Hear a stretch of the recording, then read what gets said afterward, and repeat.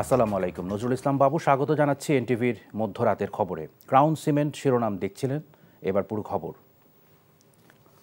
স্বৈরাচারের পরিণতির নিদর্শন সংরক্ষণে গণভবনকে জাদুঘর বানানো হবে বলে জানিয়েছেন তথ্য ও সম্প্রচার উপদেষ্টা নাহিদ ইসলাম। শনিবার গণভবন পরিদর্শন শেষে সাংবাদিকদের এ কথা বলেন তিনি।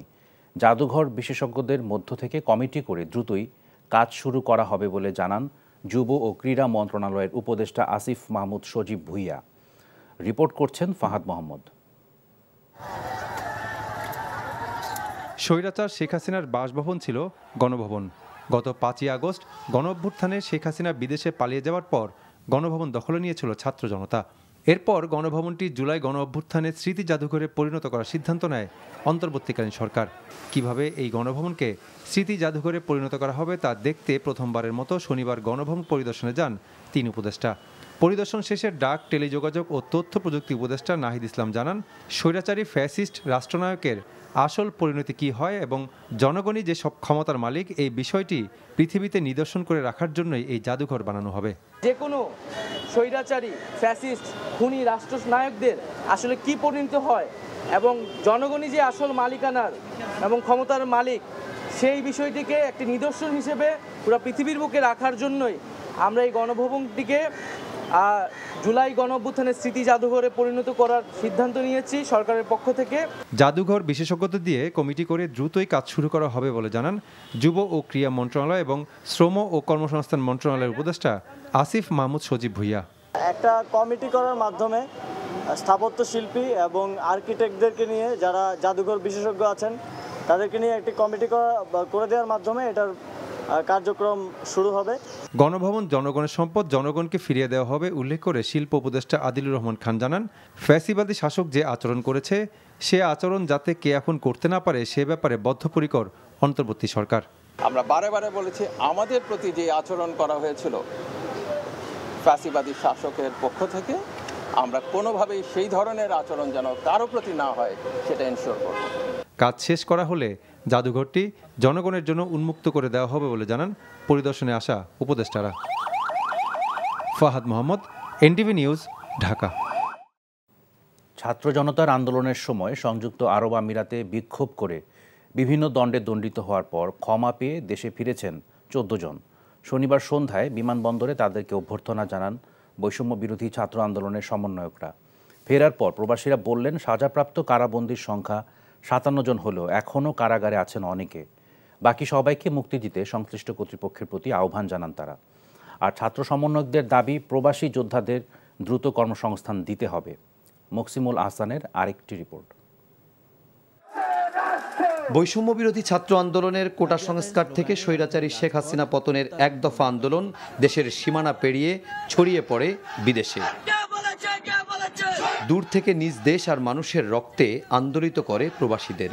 শিক্ষার্থীদের সাথে একাত্মতা প্রকাশ করে বন্ধ করে দেন রেমিটেন্স। দেশ ছাপিয়ে উত্তাল হয় ভিন দেশের রাজপথও। সংযুক্ত আরব আমিরাতে বিক্ষোভ করে গ্রেফতার হওয়া 57 জন বাংলাদেশি সাজাপ্রাপ্ত হয়েছিলেন। পরে তাদের ক্ষমা করেন দেশটির প্রেসিডেন্ট শেখ মোহাম্মদ বিন জায়েদ আল নাহিয়ান। ডক্টর মোহাম্মদ ইউনূসের নেতৃত্বাধীন অন্তর্বর্তীকালীন সরকারের প্রথম কূটনৈতিক বিজয় হয়। কারাগার থেকে মুক্ত হওয়ার পর প্রথম ধাপে ঢাকার হযরত শাহজালাল আন্তর্জাতিক বিমানবন্দর এবং চট্টগ্রামের শাহ আমানত আন্তর্জাতিক বিমানবন্দরে এসে পৌঁছান 14 জন। দেশের মাটিতে পা দিয়ে প্রবাসী যোদ্ধারা সিক্ত হন আপনজন আর দেশের মানুষের ভালোবাসায়। অন্যান্যবার দেশে আসার চেয়ে এবারের আগমন খানিকটা ভিন্ন। অভ্যর্থনা জানানো হয় অকুতোভয়ী প্রবাসীদের। আজকে আমরা টোটাল 114 জন আমরা মুক্তি পেয়েছি। আমি ধন্যবাদ জানাই বাংলাদেশের কোটা আন্দোলনকারী সংস্কারী নেতৃবৃন্দ, তাদের উদ্যোগের কারণে প্রফেসর ইউনূস স্যারের সহযোগিতায় ইউএই গভর্নমেন্টের সাথে সমঝোতার মাধ্যমে আমাদের মুক্তি হয়েছে। সমস্ত ব্যস্ততার পরে যখন মোবাইলে আসি তখন আমরা দেখতে পাই গুলির শব্দ, শুনতে পাই, কোথাও দেখি রাস্তার মধ্যে রক্ত ছিটে ফোটা পড়ে আছে। এগুলা দেখতে দেখতে আসলে আমি যদি বলি, আমি মানুষ হিসাবে আমি সহ্য করতে পারিনি। আমি নির্দিষ্টভাবে কোনো দলের সাথে জড়িত নই যে আমি দলের স্বার্থে আমি করেছি, ঠিক আছে। আমি যেটা করেছি সেটা আমি আমার দেশকেও ভালোবাসি, আমি আমার ছাত্র ভাই মানে মানুষকেও ভালোবাসি। এই বীর যোদ্ধাদের সংবর্ধনা জানাতে বিমানবন্দরে হাজির হন বৈষম্য বিরোধী ছাত্র আন্দোলনের সমন্বয়ক হাসনাত আব্দুল্লাহ, সার্জিস আলম সহ আন্দোলনকারী শিক্ষার্থীরা। যারা রেমিটেন্স যোদ্ধা রয়েছে তারা এই দেশের প্রতি যেহেতু ত্যাগ সবচেয়ে বেশি করে, তাদের ইনভেস্টমেন্ট যেহেতু সবচেয়ে বেশি, তাদের প্রতি যেন সবচেয়ে বেশি মানবিক হয়। অন্তর্বর্তীকালীন সরকারের যিনি প্রধান উপদেষ্টা, তার প্রতি আহ্বান জানাবো যারা এখনো পর্যন্ত অন্ধকার কারাগারে রয়েছে তাদেরকে ফিরিয়ে আনার জন্য আপনি দ্রুততম সময়ে ব্যবস্থা নেবেন। আমাদের যে ভাইদেরকে আমরা রেমিটেন্স যোদ্ধা বলি, যাদের এই রেমিটেন্সের উপরে বাংলাদেশ নামক দেশটির অর্থনীতির সবচেয়ে বড় ভিত্তিটি দাঁড়িয়ে আছে, এই ভাইদেরকে তাদের উপযুক্ত সম্মানটুকু এবং প্রয়োজনীয় সুযোগ সুবিধাটুকু যেন এই এয়ারপোর্ট থেকে শুরু করে বাংলাদেশের প্রত্যেকটি সেক্টরে দেওয়া হয়। দেশে ফেরা প্রবাসীরা জানান, বিদেশের মাটিতে শেখ হাসিনার বিরুদ্ধে আন্দোলন করে তাদের মতো আরও অনেকেই কারাবরণ করেছেন। গ্রেফতার হওয়া বাকিদের মুক্তি আর প্রবাসীদের সম্মান ও স্বীকৃতি দেওয়ার দাবি জানান তারা। Muksimul Hasan, NTV news, Dhaka. মাদারীপুরে মানহানির একটি মামলায় খালাস পেয়েছেন বিএনপির ভারপ্রাপ্ত চেয়ারম্যান তারেক রহমান। মাদারীপুর জেলা বিএনপির যুগ্ম আহ্বায়ক অ্যাডভোকেট জামিনুর রহমান মিঠু বিষয়টি নিশ্চিত করেছেন। জানান, রাজনৈতিকভাবে হয়রানির উদ্দেশ্যে বিএনপির ভারপ্রাপ্ত চেয়ারম্যান তারেক রহমানের বিরুদ্ধে মাদারীপুর জেলা আওয়ামী লীগের আইন বিষয়ক সম্পাদক অ্যাডভোকেট বাবুল আক্তার 2014 সালের 22 ডিসেম্বর মানহানি মামলা করে। পরে মামলার বাদী বাবুল আক্তার নিজেই গত 7 August Madaripur jail chief judicial magistrate আদালতে হাজির হয়ে মামলা প্রত্যাহারের আবেদন করেন। পিলখানা হত্যাকাণ্ডে যে বিদেশি হস্তক্ষেপ ছিল তা বের হতে শুরু করেছে বলে জানিয়েছেন বিএনপির সিনিয়র যুগ্ম মহাসচিব রুহুল কবির রিজভী আহমেদ। আর স্থায়ী কমিটির সদস্য অধ্যাপক ডাক্তার AZM জাহিদ হোসেন বলেছেন, স্বৈরাচার শেখ হাসিনা সরকারের পতন হলেও দেশের বিরুদ্ধে গভীর ষড়যন্ত্র চলছে। শনিবার রাজধানীতে আলাদা 2 অনুষ্ঠানে তারা এসব কথা বলেন। মেজবা হাসানের রিপোর্ট। 5 আগস্ট শেখ হাসিনা পালিয়ে ভারতে আশ্রয় নিলেও অন্য কোনো রাষ্ট্র তাকে আশ্রয় দেয়নি। সকালে নার্স অ্যাসোসিয়েশন অব বাংলাদেশ ন্যাবের প্রতিষ্ঠাবার্ষিকী উপলক্ষে শহীদ জিয়াউর রহমানের মাজারে শ্রদ্ধা নিবেদন শেষে রিজভী বলেন, আমেরিকা ও যুক্তরাজ্যে দল মত নির্বিশেষে সবার ঠাঁই হলেও শেখ হাসিনার ঠাঁই হয়নি। শেখ হাসিনা আজকে বাংলাদেশে নেই। এই কষ্ট, এই দুঃখ ভারতের নীতি নির্ধারকরা কি ভুলতে পারছেন না? পিলখানা হত্যাকাণ্ডের মতো ঘটনা, এইটা নিয়ে সংশয় দীর্ঘদিনের। এটা কারা ঘটিয়েছে? ডিএডি রহিম জেলখানার মধ্যে কারা তাকে হত্যা করেছে? কেন সে জেলখানার মধ্যে মারা গেল? এখানে বিদেশি হস্তক্ষেপ থাকতে পারে। সেই হস্তক্ষেপ নিশ্চিত করার জন্য আওয়ামী লীগ, তার মন্ত্রীরা যায়, তার নেতারা যায় সাদা পতাকা নিয়ে, তাদেরকে কিছু বলে না, আর অন্য আইন শৃঙ্খলা বাহিনী গেলে তার দিকে গুলি করে। এ সময় ভারতের প্রতিরক্ষা মন্ত্রীর বক্তব্যের উদ্বেগ জানান তিনি। ভারতের প্রতিরক্ষা মন্ত্রীর কমান্ডারদের সাথে যে বৈঠক, এটা উদ্বেগজনক। বিকেলে নয়াপল্টনে বিভিন্ন জেলা থেকে আসা নেতাকর্মীদের কাছ থেকে ত্রাণ সংগ্রহ শেষে দলটির স্থায়ী কমিটির সদস্য ডাক্তার জাহিদ হোসেন বলেন, ছাত্র জনতার কাছে পরাজিত শক্তি বসে নেই, তারা দেশে বিদেশে নানা চক্রান্ত করছে। রাজনৈতিক হত্যা আর এই ছাত্র জনতার আন্দোলনে সহস্রাধিক ছাত্র জনতা রাজনৈতিক কর্মী হত্যার বিচার না হবে, লক্ষ লক্ষ কোটি টাকা লোপাটের বিচার না হবে, এবং এই রেজিমের সাথে সম্পৃক্ত যারা তাদের মূলোৎপাটন করে তাদেরকে বিচারের আওতায় যদি না আনা যায়, দেশের বিরুদ্ধে গভীর ষড়যন্ত্র বন্ধ হবে না। দেশের স্বাধীনতা ও সার্বভৌমত্ব বিশ্বাসী প্রতিটি নাগরিককে ষড়যন্ত্র মোকাবেলায় এগিয়ে আসার আহ্বান জানান তিনি। Misbah Hasan, NTV news, Dhaka. বিএনপির স্থায়ী কমিটির সদস্য ও সাবেক মন্ত্রী ডক্টর আব্দুল মঈন খান বলেছেন, কে কোন ধর্মের সেটি বড় কথা নয়। বিএনপি ক্ষমতায় গেলে দেশের ধর্মীয় সম্প্রীতি আরও মজবুত করা হবে। শনিবার বিকেলে নরসিংদীর পলাশ নির্বাচনী এলাকার রাবান উচ্চ বিদ্যালয় দুর্গা মন্দিরে হিন্দু সম্প্রদায়ের সাথে মত বিনিময়কালে তিনি কথা বলেন। এ সময় মঈন খান বলেন, আন্দোলনের মাধ্যমে ছাত্র জনতা বাংলাদেশ থেকে অন্যায় বিদায় করেছে, বাংলাদেশের স্বাধীনতা আবারও ফিরিয়ে এনেছে। রাজনীতিকে কেউ যেন কলুষিত করতে না পারে, সেজন্য সবাইকে এগিয়ে আসতে হবে। বাংলাদেশের কোন ফর্মে যেন এই প্রশ্ন না থাকে কে কোন ধর্মাবলম্বী। আমি চাই সেই কলাম থেকে, সেই সিরিয়াল থেকে সেই প্রশ্নটি বাদ দাও। আমরা বাংলাদেশি, আমরা একজন মানুষ, সেটাই কি আমাদের যথেষ্ট পরিচয় নয়? আলোচিত ত্বকী হত্যার সাথে শামীম ওসমান ও তার পরিবার জড়িত দাবি করে অন্তর্বর্তীকালীন সরকারের কাছে ত্বকী হত্যার বিচারের দাবি জানিয়েছে সন্ত্রাস নির্মূল ত্বকী মঞ্চ। সাবেক প্রধানমন্ত্রী শেখ হাসিনা শামীম ওসমানের মতো খুনি দুর্নীতিবাজদের সমর্থন দিয়েছেন বলেই দেশে বিচারহীনতার সংস্কৃতি চলছিল বলেও মন্তব্য করেন তারা। রিপোর্ট করছেন কায়কোবাদ মাহমুদ। নারায়ণগঞ্জের মেধাবী ছাত্র তানভীর মোহাম্মদ ত্বকী হত্যার 11 বছর পূর্ণ হলেও এখনও বিচারের অপেক্ষায় তার স্বজনরা। তবে আওয়ামী লীগ সরকারের পতনের পর পরিবর্তিত পরিস্থিতিতে বিচারের আশায় নতুন করে বুক বেঁধেছে তার পরিবার। কখনো গ্রেপ্তার করা হয় নাই। জাতীয় প্রেস ক্লাবে গোলটেবিল বৈঠকে সন্ত্রাস নির্মূল ত্বকী মঞ্চের আহ্বায়ক ও ত্বকীর বাবা রফিউর রাব্বি অন্তর্বর্তীকালীন সরকারের কাছে দাবি জানান সুষ্ঠু বিচারের। বরাবরই বলে এসেছি, ত্বকী হত্যার নির্দেশদাতা শামীম ওসমান। শামীম ওসমান তার ছেলে এবং ভাতিজাকে নিয়ে ত্বকীকে হত্যা করেছে। এই হত্যার সাথে জড়িত সকলকেই আইনের আওতায় এনে আজকে আমরা বিচার নিশ্চিত করার দাবি জানাচ্ছি।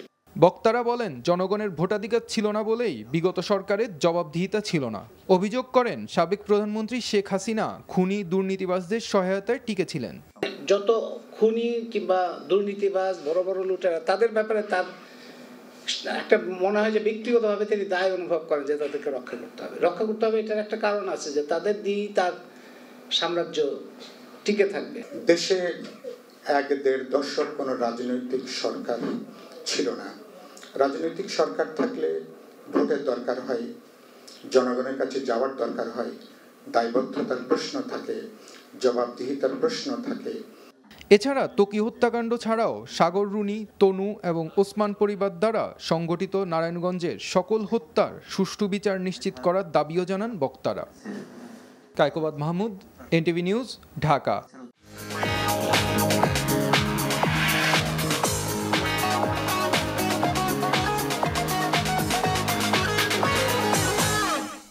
নগদ নিবেদিত অর্থনীতির খবর।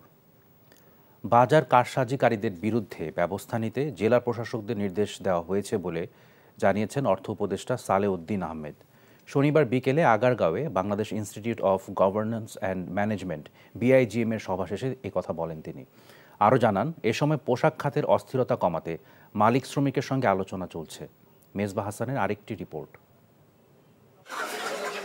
স্বৈরাচার শাসনামলে অনিয়ন্ত্রিত বাজার, কালো টাকা সাদা, ব্যাংক লুটসহ আর্থিক খাতের বড় বড় অনিয়ম সংস্কারে কাজ করছে নতুন সরকার। সব খাত সংস্কারে উদ্যোগ নিলেও শেখ হাসিনা সরকারের অবসানের 1 মাস পার হলেও বাজার নিয়ন্ত্রণে আসেনি। তাই বাজার নিয়ন্ত্রণে কি পদক্ষেপ নিয়েছে অন্তর্বর্তীকালীন সরকার, এমন প্রশ্ন ছিল অর্থ উপদেষ্টার কাছে। অনেকের ইম্প্যাক্টটা আপনার যদি বাজারে আমরা মনিটর করতে বলেছি, খুব শক্তভাবে মনিটর করবে। চাঁদাবাজের ব্যাপারটা আমরা ডিসিদের কাছে বলেছি আরেকটু শক্তভাবে, এই যে মোপাইশাকে বা আমার এসেকে বলবো। এটা হলে কিন্তু অনেকটা, একেবারে যে কমে নাই তা না, কিন্তু খালি বাইরে কিন্তু কমেছে। একটা জিনিস হলো যে যারা পণ্য উৎপাদন করে তারা যেন ন্যায্য মূল্যটা পায়। কমাতে গিয়ে যে ওদের প্রাইসটা কমাতে কিন্তু ওরা সাফার করবে। চলমান তৈরি পোশাক শিল্পের অস্থিরতা কমাতে আলোচনা চলছে বলে জানান তিনি। শ্রমিকদের মালিকদের সাথে কথাবার্তা হচ্ছে, বলছে, এবং এখানে কিন্তু অন্যরা কত রাজনৈতিক দলও কিন্তু ওরা সহযোগিতা করছে। আপনাদের ইন্ধন দিচ্ছে, এদের আবার ওরা সহযোগিতা করছে। ইন্ধন যারা দিচ্ছে তাদের ব্যাপারে তো সহযোগিতা করছে। এবং এখন ল অ্যান্ড অর্ডার সিচুয়েশনটা একটা পুলিশ পারবে না, আর্মি বিজিও পারবে না, এটা নিয়ে যথেষ্ট উন্নয়ন হয়েছে। আর্থিক খাতের দুর্নীতিগ্রস্ত ব্যক্তি গোষ্ঠী তথা রাঘব বোয়ালদের ধরতে সরকার কঠোর অবস্থান নিচ্ছে বলেও জানান নতুন সরকারের এই অর্থ উপদেষ্টা। Mezba Hasan, NTV news, Dhaka. আওয়ামী লীগ সরকার বাংলাদেশকে ভারতের একটি পুতুল রাষ্ট্রে পরিণত করার চেষ্টা করেছিল উল্লেখ করে গণ অধিকার পরিষদের সভাপতি নুরুল হক নূর বলেন, প্রতিটি গণতান্ত্রিক আন্দোলন সংগ্রামে বিরোধী দলের নেতাকর্মীদের উপর হামলা মামলা করে গুম খুন করে তারা একদলীয় শাসন কায়েম করেছিল। শনিবার রাতে মাদারীপুরের শিবচরের পাঁচচর গোল চত্বর বাসস্ট্যান্ড এলাকায় মাদারীপুর জেলা গণ অধিকার পরিষদ আয়োজিত এক পথসভায় প্রধান অতিথির বক্তব্যে তিনি এসব কথা বলেন। বাংলাদেশকে ভারতের একটা পুতুল রাষ্ট্রে পরিণত করার চেষ্টা করেছিল।